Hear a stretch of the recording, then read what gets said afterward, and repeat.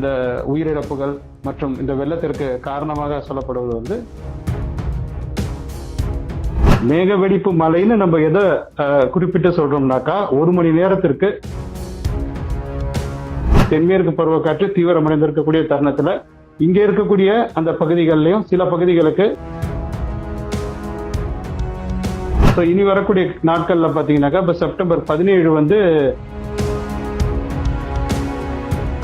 Mining நடக்குது, பாலம் கட்டுறாங்க, அந்த மாதிரி ஒரு குறிப்பிட்ட காரணம் கிடையாது. ஒட்டுமொத்தமா கிளவுட் பஸ்ட்ங்கிறது ஒரு ட்ரிகர் அப்படிங்கிற மாதிரி எடுத்துக்கிறோம்.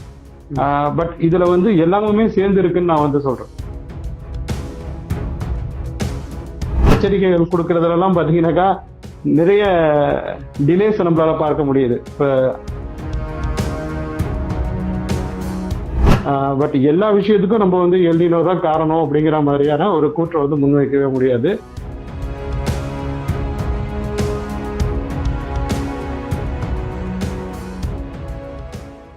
நியூஸ் ஸ்கொயர் தமிழ் நேயர்களுக்கு வணக்கம். சமீபத்தில் உத்தரகாண்ட் மாநிலத்தில் இருக்கக்கூடிய உத்தரகாசி பகுதியில் திடீரென ஏற்பட்ட மேக வெடிப்பு காரணமாக ஒரு கிராமமே அடித்து செல்லப்பட்டிருக்கிறது. இது தொடர்பாக பேசுவதற்காக நம்முடைய புதுச்சேரி வெதர்மன் திரு இம்மானுவேல் அவர்கள் இணைந்திருக்கிறார்.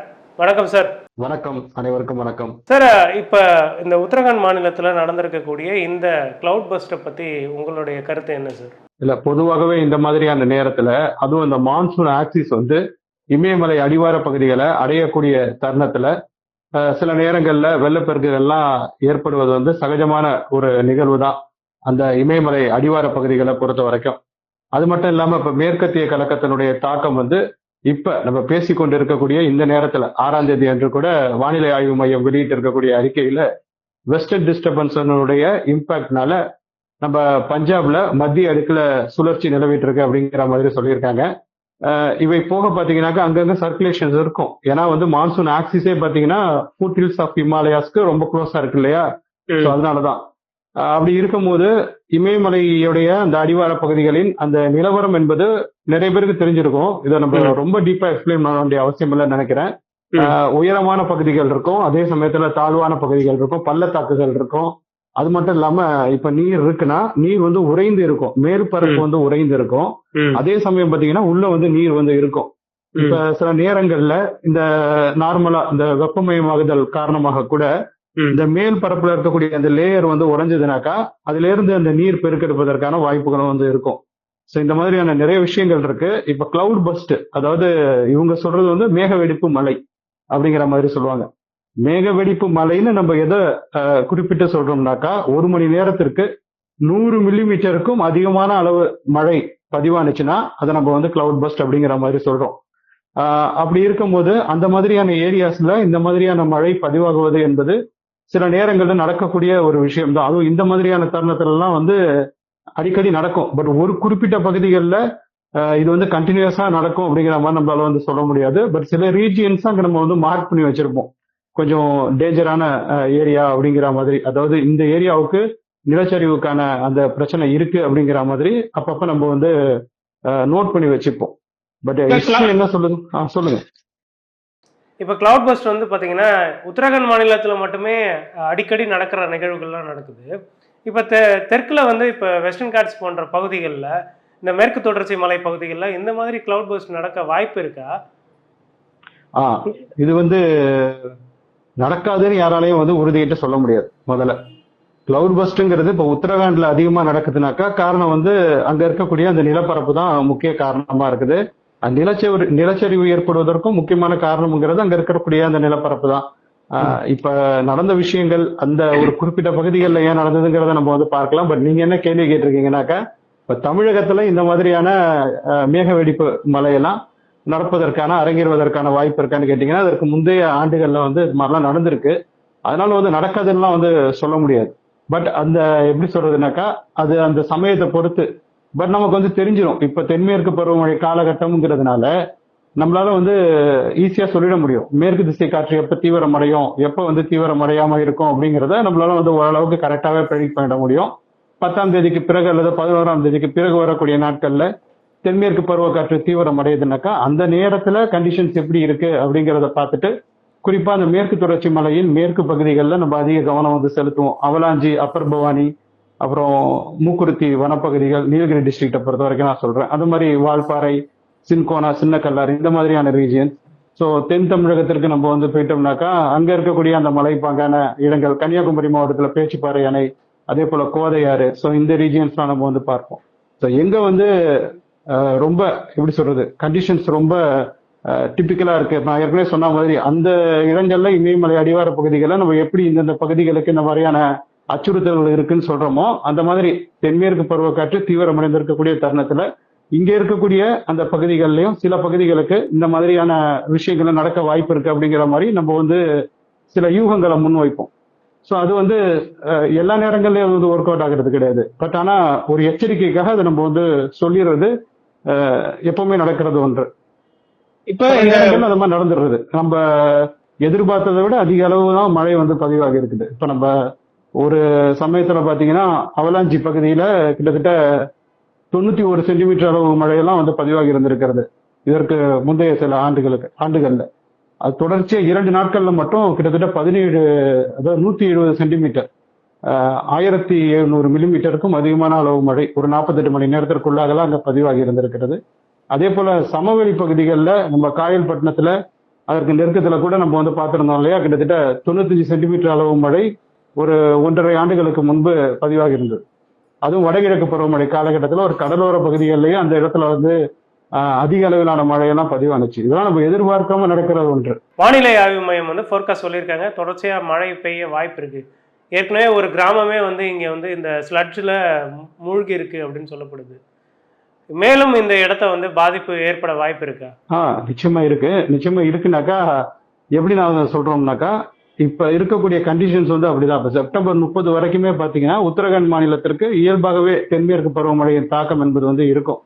ஸோ தென்மேற்கு பருவ அந்த மழை இருக்குது இல்லையா, அது வந்து வேற எதுவும் கிடையாது. அது நம்ம இன்டர்டிராபிக்கல் கன்வர்ஜன் ஜோன், அது வந்து எப்படி பூமியினுடைய நார்தர்ன் ஹெமிஸ்பியர்ல டிராவல் ஆகுதோ அதை அந்த ரேகையை தான் நம்ம வந்து சவுத் வெஸ்ட் மான்சூன் ஆக்சிஸ் அப்படிங்கிற மாதிரி சொல்றோம்.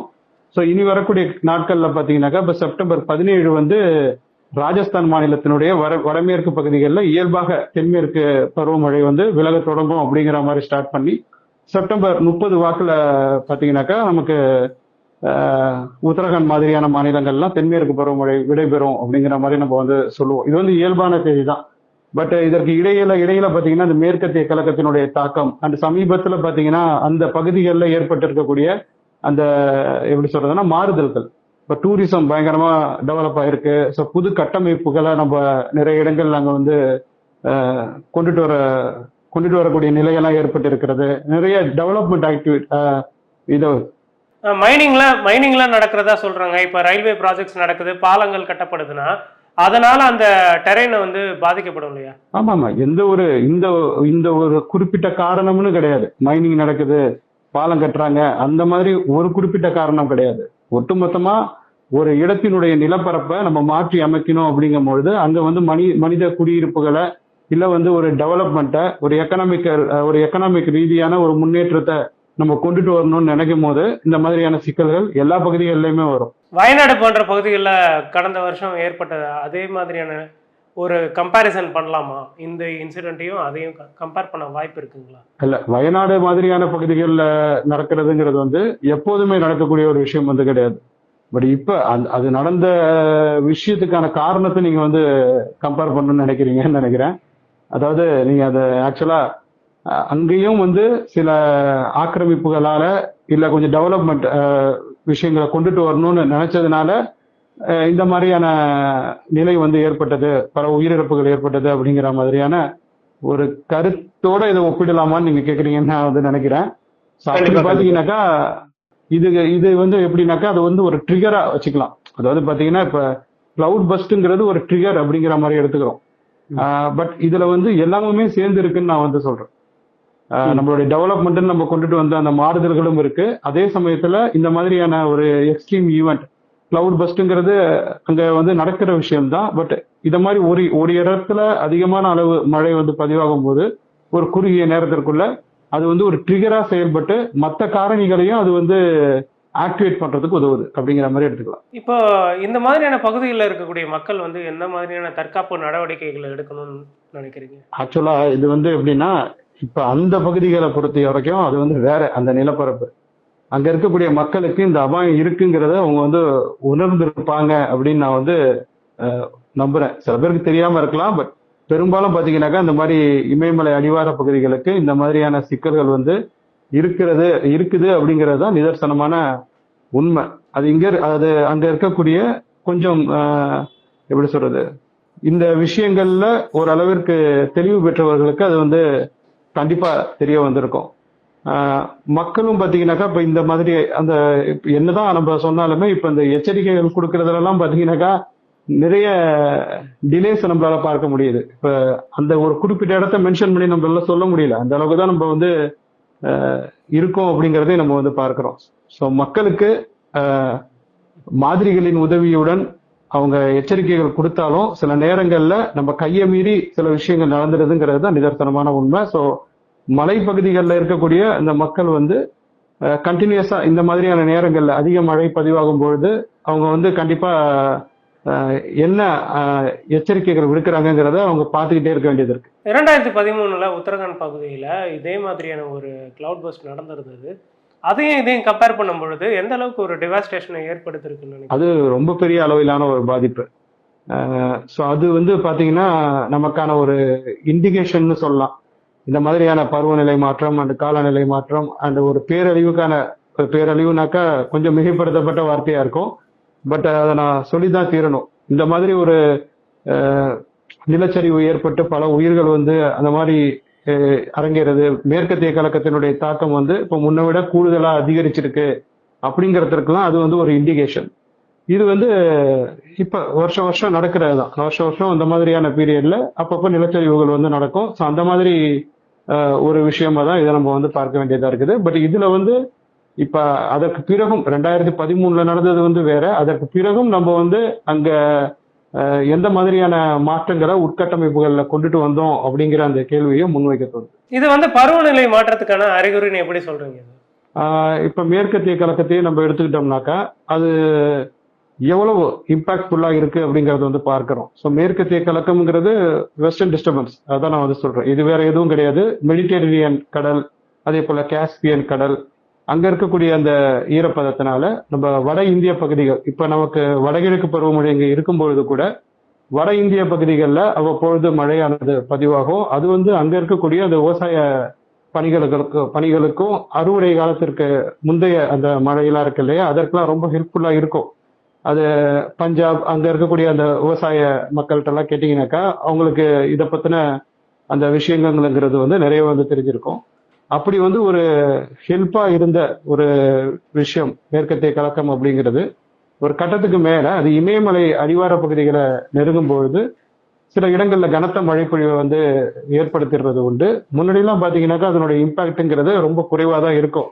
இன்னும் சொல்லப்போனா 2013ஆம் ஆண்டு நீங்க சொன்னீங்க இல்லையா, அந்த உத்தரகாண்ட் மாநிலத்துல ஏற்பட்ட நிலச்சரிவு, பெரும் நிலச்சரிவு, அதுல ஏற்பட்ட அந்த உயிரிழப்புகள், ஸோ அந்த விஷயங்களுக்கெல்லாம் முன்பு பாத்தீங்கன்னாக்கா அந்த அளவுக்கு இந்த வெஸ்டர்ன் டிஸ்டர்பன்ஸினுடைய இம்பாக்டை ரொம்ப பெரிய அளவுல யாரும் வந்து பேசல. அதுக்கப்புறம் தான் வந்து ரொம்ப அதிக அளவுல வந்து பேச ஆரம்பிச்சாங்க. ஸோ அதை நம்ம காலநிலையோட தான் நம்ம வந்து ஒப்பிட வேண்டியதா இருக்குது. ஏன்னா உலகம் முழுமையிலுமே பாத்தீங்கன்னாக்கா இந்த விஷயங்கள் வந்து மாறுதல் அடைஞ்சிருக்கிறத பார்க்க முடியுது. யூரோப்பியன் கண்ட்ரீஸ்ல இப்போ மெடிட்டரேனியன் சீலையே பாத்தீங்கன்னா இந்த வருஷமே அதிக அளவிலான வெப்பநிலை, அந்த கடல் பரப்பு வெப்பநிலை வந்து காணப்பட்டது. ஸோ அதனாலதான் ஐரோப்பிய நாடுகள்ல பல இடங்கள்ல பகல் நேர வெப்பநிலையானது 40 டிகிரிக்கும் அதிகமாக இருந்ததை நம்மளால வந்து பார்க்க முடிந்தது. இந்த மாதிரி தான் நிறைய இடங்கள்ல நிறைய விதமான மாறுதல்களை இப்ப நம்மளால பார்க்க முடியுது. ஸோ காலநிலை மாற்றம், பருவநிலை மாற்றம்னு ஒண்ணு இல்லைங்கிறத நம்மளால சொல்ல முடியாது. அது இருக்குங்கிறத நம்ம ஒத்துக்கதான் வேண்டியது இருக்கு. இப்போ இங்க இந்தியன் ஓஷன் வந்து ஹீட் ஆகிற வாய்ப்பு இருக்கா? அதனால கிளைமேட்டிக் டிஃபரன்சஸ் இங்க ஏற்பட வாய்ப்பு இருக்குங்களா?